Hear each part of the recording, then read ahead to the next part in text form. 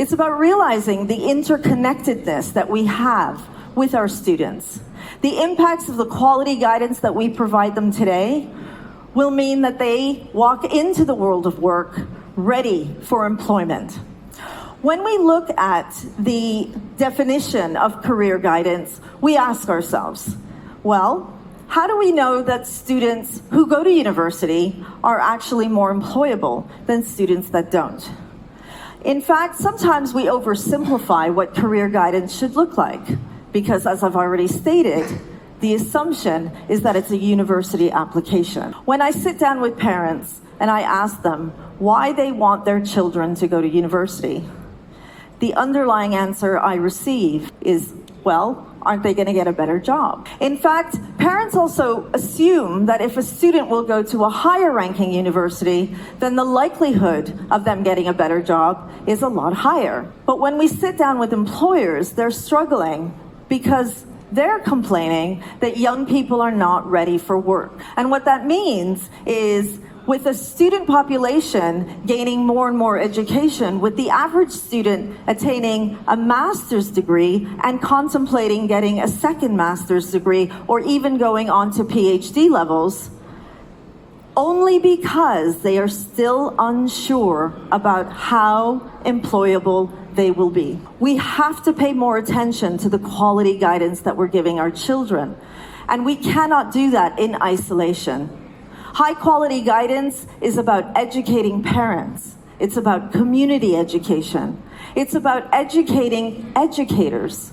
It's also about understanding that our worldview of what we believe the world of work should look like is not the way the world of work will look like. And I'm not up here to talk about artificial intelligence taking our jobs.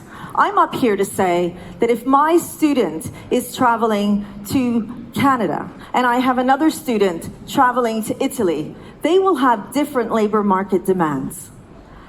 As a high quality guidance professional, I need to ensure that I'm teaching my students the strategies so that they are doing proper research and getting informed so that they are ready for the jobs in demand in those countries. But what we see right now in secondary schools is that students are being guided towards high-ranking universities because the assumption is that the grade is a degree. Now, when we consider readiness, we have to look at not just guidance, but also education.